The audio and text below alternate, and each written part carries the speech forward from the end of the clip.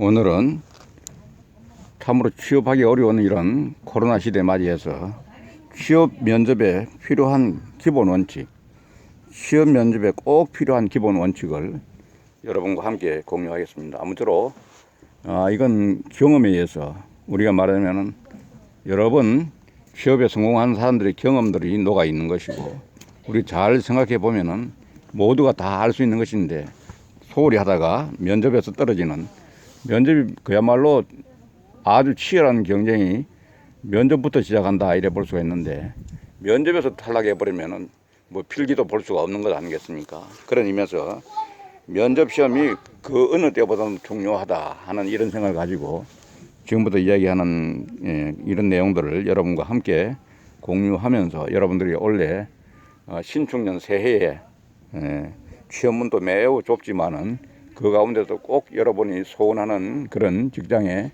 취업을 하시길 바라는 의미에서 오늘 여러분과 함께 공유하겠습니다.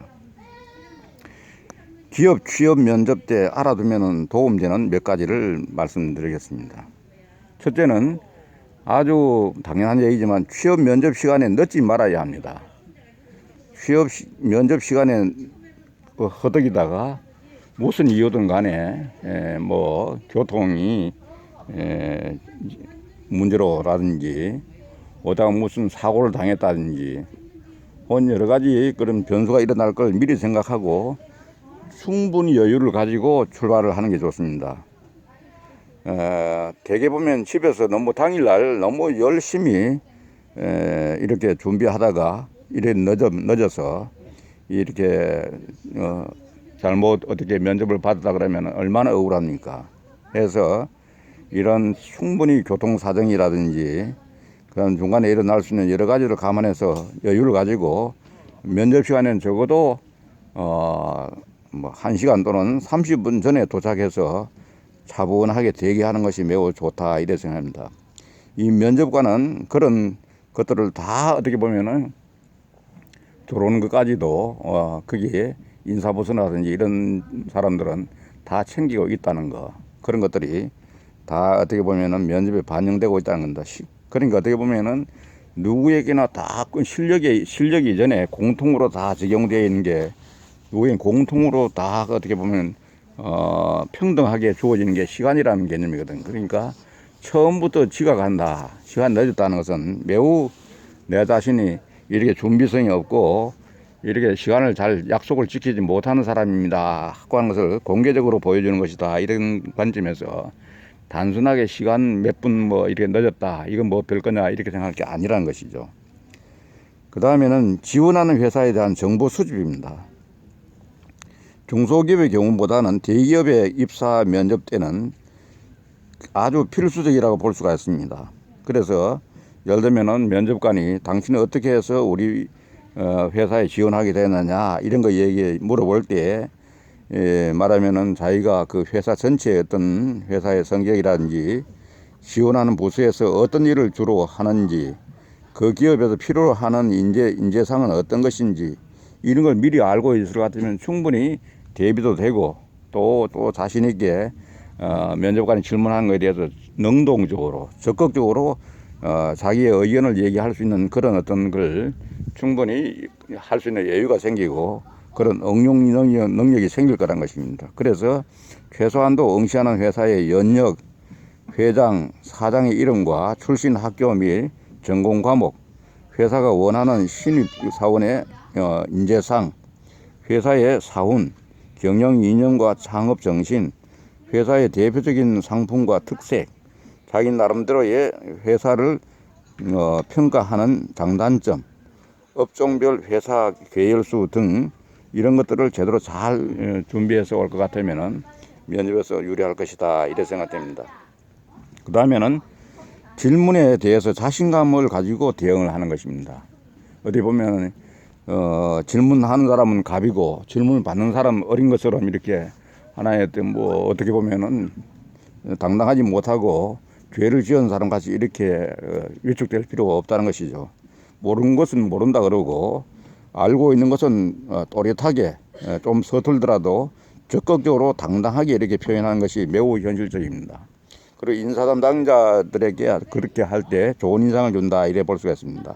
자신 없어 보이는 태도는 무기력하게 보일 수 있기 때문에 당당함을 보여주는 것이 무엇보다도 중요합니다. 그리고 당당하면서 자기가 잘할 수 있는 말하면 입사해서 자기가 잘할 수 있는 역량을 발휘하는 어떤 그런 부분들, 이 회사를 위해서 자기가 남이 가지지 못하는 어떤 그런 장기라든지 그런 특기를 살릴 수 있는 그런 부분이 있다면은 그런 부분에 대해서 충분히 자신감을 가지고 잘 어떻게 보면은 대답을 하는 것이 매우 중요합니다. 그 다음에는 과한 옷차림이나 화장, 액세서리는 건물이라고 생각되었습니다. 기업의 업무는 기업 내는 물론이고 외부와의 그 미팅이나 회의, 출장 등이 많이 발생을 하거든요.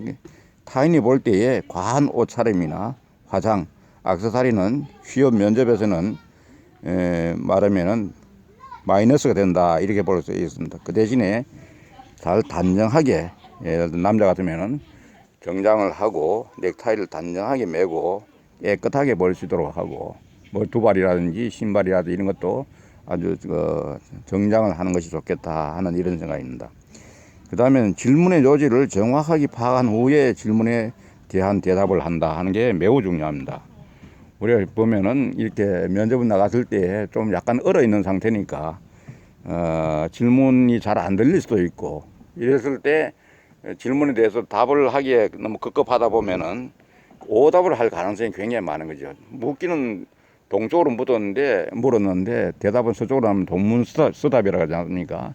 그러면은 말하면은 면접관들이 그런 사람에게 좋은 점수를 줄 이유가 없고, 특히 또 잘 못 들었을 때 혹은 질문 내용을 명확하게 식별이 안 됐을 때 애매모호하게 들 때는 좀 더 구체적으로 한 번 더 질문을 해달라고 이렇게 얘기하면 매우 그게 좋은 인상을 주고, 또 그렇게 하면은 질문한 사람이 수정을 해서 그걸 적극적으로 대답을 할 수 있게끔 약간의 어떤 힌트가 더 들어갈 수가 있다. 더 구체적으로 이야기하다 보면은 대답을 하는데 훨씬 더 유리하게 대답할 수 있는 그런 여건이 된다는 거죠. 그러니까 그냥 마구잡이로 질문을 하자마자 바로 답변하려고 이렇게 하지 말고 정확하게 파악을 못했을 때는 한 번 더 요청하는 이런 여유도 필요하다 하는 그런 얘기입니다. 그리고는 언어의 선택에 진중해야 한다는 얘기입니다.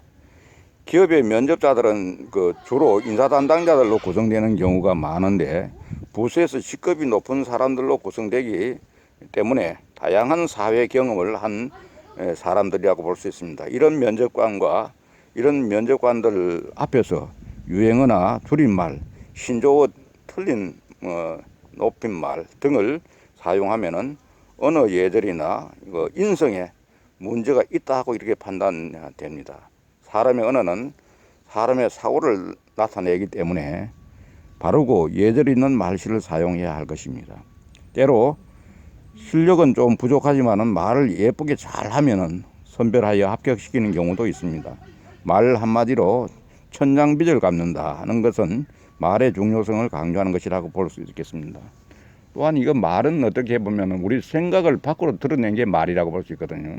그래서 그 생각을 찬찬히 잘 하면서 숙고를 해서 말을 할 때는 예의 바르고 또 우리가 어법에 맞도록 하면서 이렇게 점잖은 말로 이렇게 하는 게 좋겠다 하는 얘기고, 그 다음에는 긍정적이고 적극적인 마인드가 필요하다 하는 얘기입니다. 취업 면접관 중에는 지원자랑 코드가 맞아 떨어지는 경우가 종종 있는데 몇 년 전에 면접을 보면서 지원자에게 원하는 연봉을 물어본 적이 있었습니다. 그 지원자는 기업에서 규정한 연봉의 배를 원했죠. 그래서 그렇게 원하는 연봉을 줄 테니 지원자께서는 회사에 뭘 어떻게 해줄 수 있느냐고 물었습니다. 그랬더니 그 지원자가 말하기를 제 연봉의 10배를 회사에 벌어줄 수 있도록 노력하겠습니다 라고 했습니다.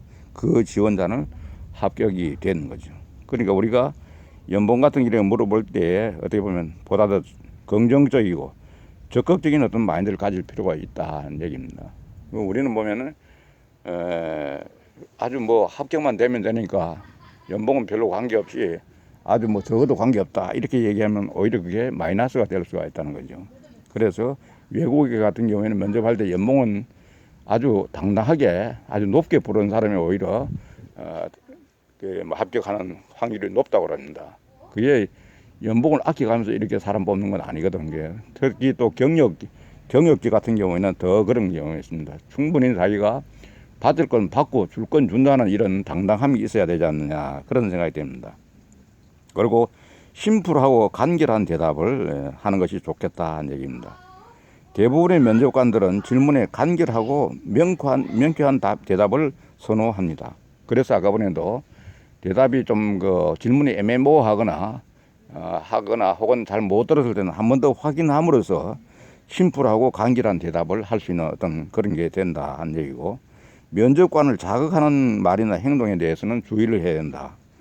면접관과 눈높이를 맞추고 다른 곳을 응시하면서 질문에 대답하는 것은 절대로 건물이고, 그 다음에는 손을 이상하게 하거나 다리를 떠는 행위 등으로 면접관을 자극하는 행동이나 말은 아주 건물입니다. 그 다음에는 면접일이 잡히면은 최근의 사회적 이슈 사건을 숙지해서 면접 때 특히 최근에 어떤 그런 뉴스라든지 그리고 관련되는 사항들을 잘 숙지하는 게 매우 중요합니다. 면접 시 자주 등장하는 질문 중 하나는 뉴스 등에 대하여 알려진 사회적 이슈나 시사화된 이런 것에 대한 것이죠. 면접일이 확정된 후 일주일 길게는 한 달 전까지 위와 같은 내용에 대하여 충분한 숙지와 자신의 생각을 정리해 놓으면 도움이 됩니다. 특히 이럴 때는 또 뭐냐면은 시사적인 이런 문제, 정치적인 문제, 혹은 뭐 사회적인 문제도 너무 어떤 편향적인 그런 어떤 의견을 가지고 있으면 불리할 수가 있습니다. 그래서 편향적인 생각 없이 아주 우리가 그 어떤 생각의 바란스를 유지하고 아주 뭐라 그럽니까? 이 대답하는데 어느 쪽으로 기울여서 이게 말하면은 하는 그런 대답보다는 정확하게 보고 그에 대한 대처를 하고 개인의 생각이나 그에 따라서 어떻게 할 것인지 하는 이런 부분에 대해서 생각하시면 좋겠다는데, 요새 보면은 어디 이념에 매몰되어 있는 그런 것들은 가급적이면은 거기서 빠져나오는 것도 좋고, 그런 질문을 혹시 하더라도 그런 어떤 함정에 빠지지 않는 것이 좋겠다 하는 이런 생각을 합니다. 이상 기업 취업문 면접에 필요한 기본 원칙 10가지를 갖다가 이야기했는데, 일반적으로 기업 채용 인사 담당자는 지원자들을 보고 판단하는 데 있어서 충분한 경험과 다소 주관적일 수는 있지만 객관적인 기준을 가지고 있다고 하는 겁니다. 이런 기준은 해당 기업의 경영 활동에서 얻어지는 것으로 경험적 요소가 많이 작용합니다. 따라서 기업에 오랫동안 근무한 선배들의 조언을 충분히 받으면서 잘 준비하여 합격의 영광을 누리시기 바랍니다. 그러니까 만약 그 기업에 선배들이 있다 그러면 선배들로부터 그 기업의 실질적인 동향이라든지 정보를 파악을 하는 것이 매우 정확할 수가 있으니까 그 선배들의 도움을 받는 것도 하나의 좋은 방법이다 이런 생각이 듭니다. 아무쪼록 도움 되시기 바라고, 도움 되셨으면 구독과 좋아요를 눌러주시면 감사하겠습니다.